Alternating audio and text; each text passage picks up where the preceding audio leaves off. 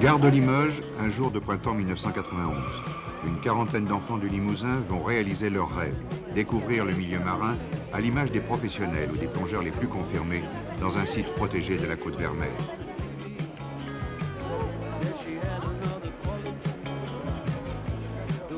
Derrière cette première aventure, l'ombre de Jacques-Yves Cousteau, le célèbre commandant de la Calypso, qui a encouragé cette expérience, car il s'agit bien d'une expérience lorsqu'on sait que la réglementation de la Fédération française d'études et de sports sous-marins autorise la plongée à partir de 14 ans.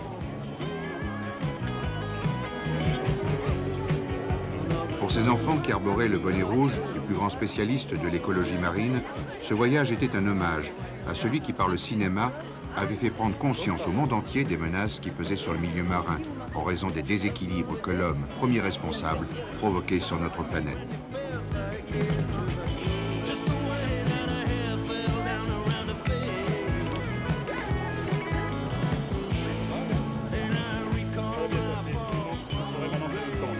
C'est gagné. C'est un problème de temps, parce que tout le reste, bon, bah, c'est réglé, ça devrait rouler normalement. Grande première aussi pour le comité de la Haute-Vienne qui organisait cette sortie en associant 3 clubs locaux, la SERTF, la CAS-EDF et le club d'Aix-sur-Vienne chargé de l'encadrement de ces émules du Grand Bleu. Mathieu Manson, Mathieu, Didier Lannes.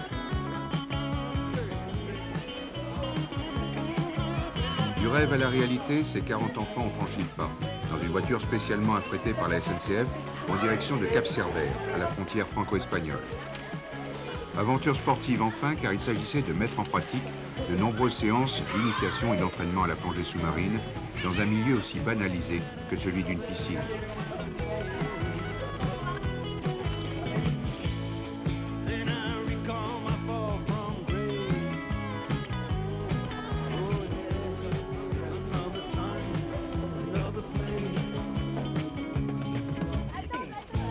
Avec ses 450 affiliés, le comité départemental de plongée sous-marine fait preuve d'un dynamisme qui étonne les spécialistes les plus incrédules, car cette opération bonnet rouge relevait d'une gageure pour ces passionnés qui ont pour horizon le plus proche les hautes collines du Massif central. Cette activité sportive est en plein essor. 100 000 licenciés en France, répartis dans 1400 clubs. À l'échelon du Grand Sud-Ouest, on compte 6 clubs en Haute-Vienne, ce qui situe le département au 2e rang, derrière Bordeaux. Un résultat obtenu grâce à des opérations promotionnelles qui ont attiré la sympathie du grand public et aussi intrigué les milieux sportifs comme la descente de la Vienne dans les premiers jours de janvier, une épreuve qui rassemble depuis 8 ans une centaine de spécialistes.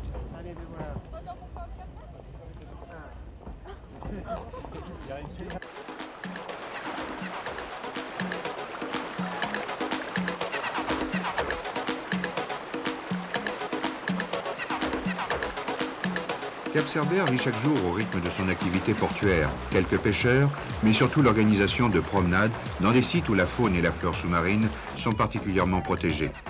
Mais au plaisir de la découverte, la Méditerranée favorise dans cette région des plongées subaquatiques adaptées à l'équilibre psychopathologique des enfants, absence de pollution et des fonds suffisamment riches pour satisfaire la curiosité des plongeurs.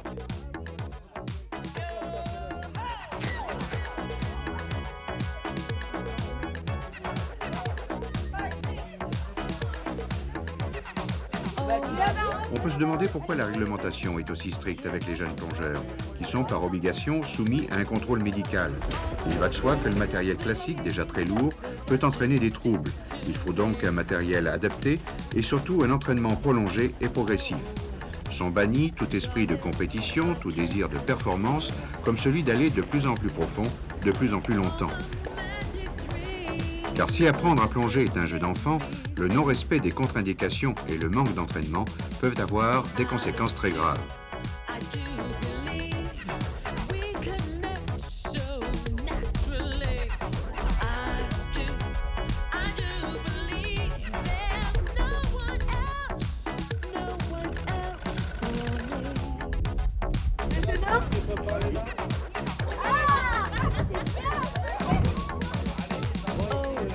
En revanche, la plongée est une activité qui apporte à ses adeptes ce qu'aucun autre sport ne peut offrir, une sensation physique très douce de se déplacer sans effort dans un élément qui vous porte, vous entoure et vous caresse. Mais comme tous ces jeunes, laissons-nous séduire par ces instants d'intense émotion.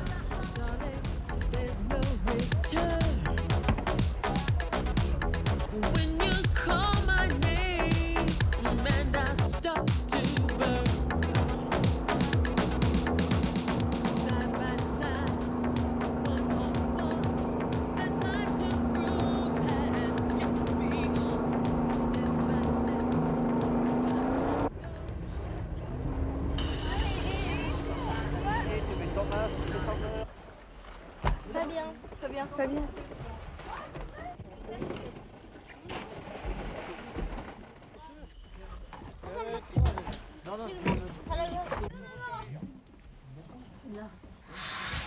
Oui, mais bouge pas, on va savoir.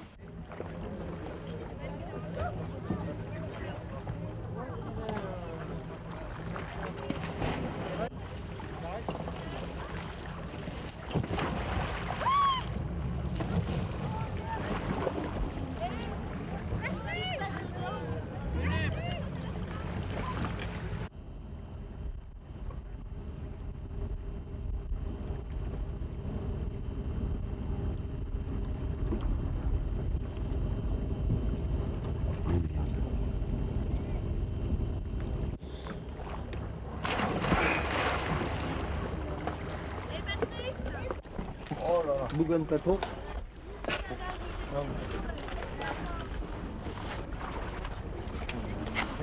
On va quand mettre un bout de ficelle pour faire une chocotelle. Tiens, oui, c'est un peu la bouche. Hop. Bon, maintenant on va tâcher de sortir l'appareil photo.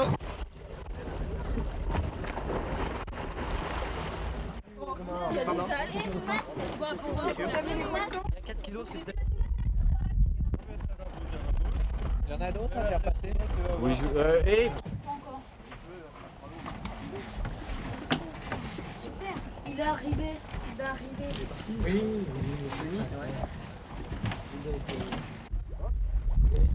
Et tu tiens l'échelle avec les mains.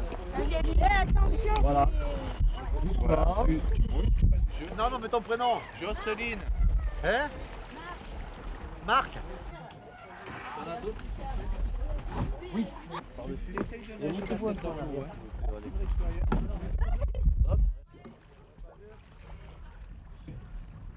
T'as un bout sous la quille. Je te l'enlève. La stade.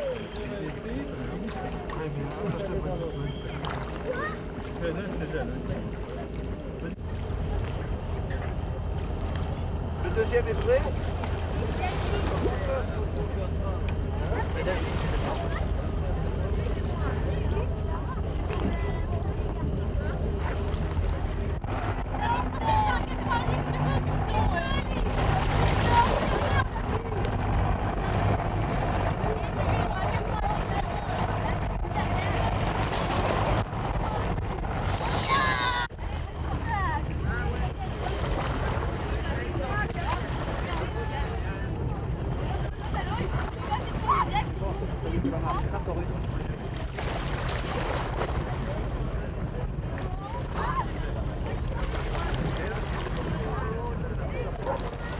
Il est bon. Et des chaussons.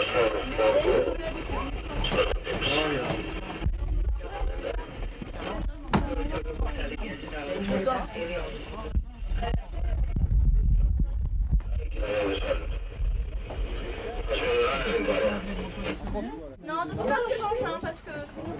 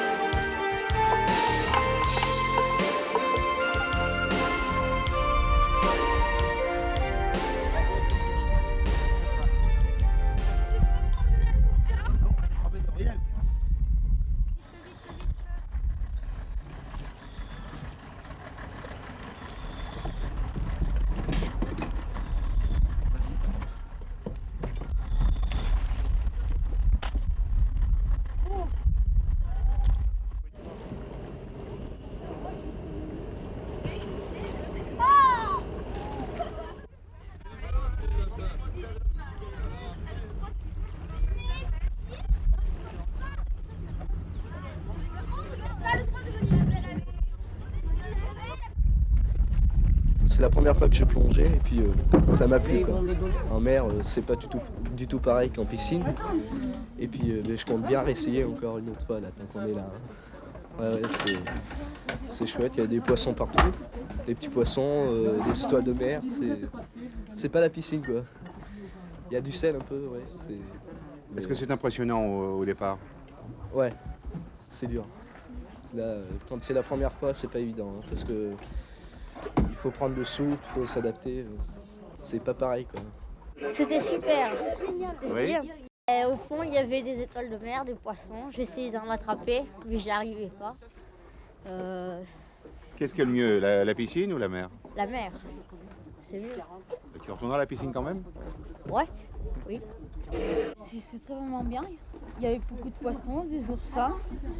Puis je crois qu'on a même vu une sèche, mais on n'est pas sûr. Alors, est-ce que c'est plus impressionnant que la piscine? Ah oui, parce que au début, on voit pas très bien le fond, alors ça donne une impression de vide. Alors, est-ce que tu es pas recommencé? Oh oui. Au début, j'ai eu peur parce que c'était froid. Et j'ai commencé à m'essouffler un peu. Et après, ça s'est passé et j'ai bien aimé. Est-ce que tu t'attendais à voir tout ça, de voir les poissons, de voir les coquillages, tout ça? Oui, un peu parce que j'avais vu l'équipe Cousteau, des plongées de l'équipe Cousteau, donc j'en avais vu un peu. Alors, qu'est-ce que tu penses du commandant Cousteau? Il a beaucoup de chance de plonger autant. Alors, qu'est-ce qui t'a le plus intéressé? Ça a été le poulpe qu'on a rencontré dans les rochers. Et comment, la manière dont il construit sa maison, c'est intéressant. Est-ce que tu as l'intention de devenir un plongeur un jour? J'irai peut-être pas là, mais je continuerai ce sport. Je ferai peut-être un autre métier, mais je continuerai parce que ça me plaît.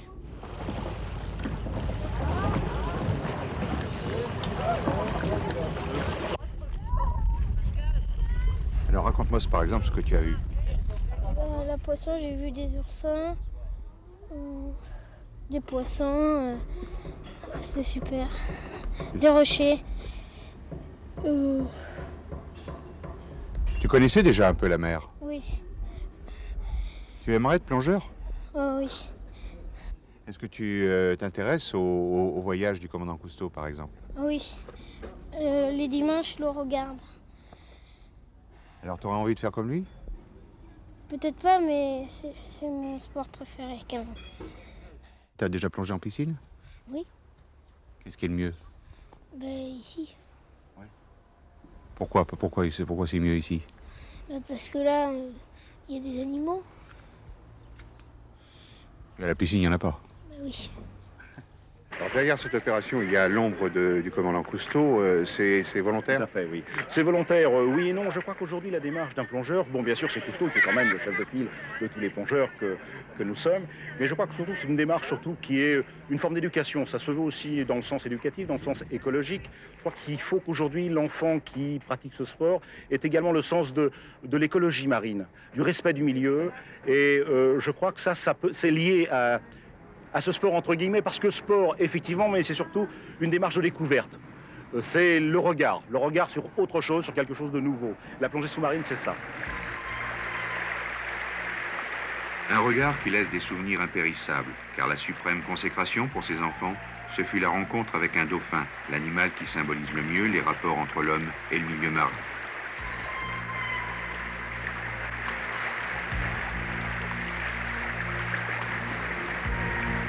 Pénétrer sous la mer, partager ce monde du silence ou découvrir ses richesses intimes, c'est un vieux rêve de l'humanité. Nul doute que la découverte du scaphandre autonome du commandant Cousteau a révolutionné l'histoire de la plongée. Évoluer dans l'eau, aussi libre qu'un poisson jusqu'à des profondeurs pouvant aller jusqu'à 80 mètres, a encouragé l'exploration sous-marine et fait faire des progrès énormes à la science. Zoologues, biologistes, archéologues étudient les fonds marins. L'aquarium de Banyuls recense toutes les espèces de la faune de la Méditerranée que les jeunes de l'opération Bonnet Rouge ont pu découvrir sous la conduite des chercheurs de l'Institut Louis Arago.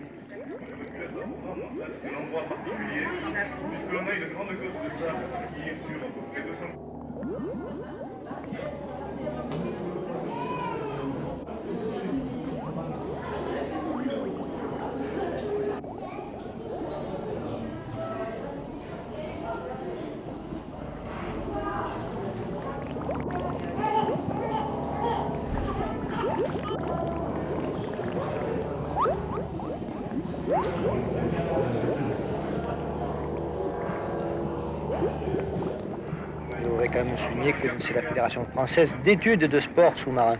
L'étude est bien avant le sport, hein. Parce qu'à l'origine, on a commencé par étudier avant de pratiquer sportivement, chose qui maintenant est passée sur le plan de la priorité, le loisir, la compétition, les records. Enfin, ça, c'est pas notre domaine, on va dire. Alors sur le plan de l'étude, en quoi ça consiste? Ça consiste à d'abord étudier soi-même son comportement individuel par rapport à l'eau, et puis bien sûr tout ce qui est faune, flore, tous les à côté, quoi, tout ce qui est merveilleux en fin de compte.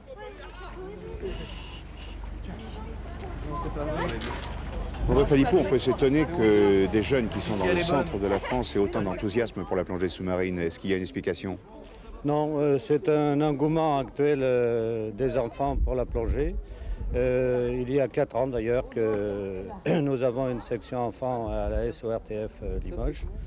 Et on est presque obligé de refuser du monde puisque jusqu'à présent il n'y avait qu'un club sur le comité. Maintenant il y en a 2 et c'est une très bonne chose. Et ça c'est la concrétisation de 4 années d'entraînement en piscine.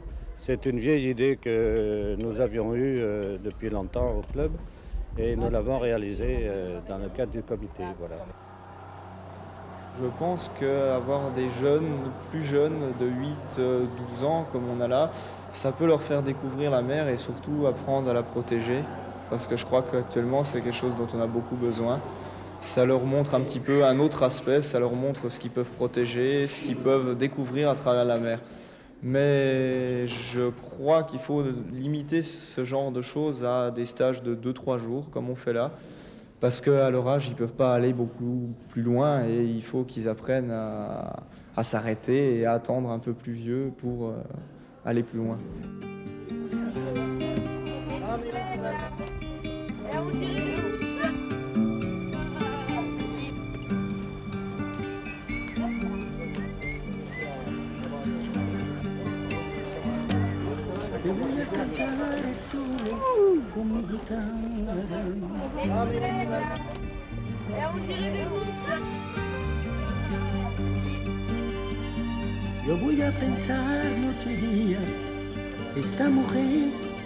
L'aventure sous-marine de ces plongeurs en herbe ne s'arrête pas à la découverte des profondeurs. Il s'agit en fait de la traditionnelle leçon de choses pratiquée depuis plusieurs générations. Aventure riche en sensations, riche en rêveries aussi pour des jeunes qui se trouvent pour la première fois confrontés à la vie collective, à l'esprit d'entraide, tout en développant l'initiative. Telles sont les qualités demandées à ceux qui pratiquent ce sport, car ce plaisir de la découverte s'accompagne d'un sentiment de dépassement de soi. D'autres projets, d'autres aventures attendent désormais ces jeunes. Le monde du silence est certes aujourd'hui à la portée de tous, mais pour ceux qui en parlent avec passion, il reste à définir ce que représente l'aventure sous-marine. Je ne le mettrais ni dans les sports ni dans la culture, c'est un mélange de beaucoup de choses. C'est un sport, c'est une activité, c'est un loisir, c'est des gens, c'est un milieu qui est différent de celui qu'on peut trouver ailleurs, c'est une certaine familiarité entre les gens, ça permet énormément de choses, de découvrir un milieu totalement différent de celui dans lequel on a l'habitude de vivre, que ce soit hors de l'eau ou dans l'eau.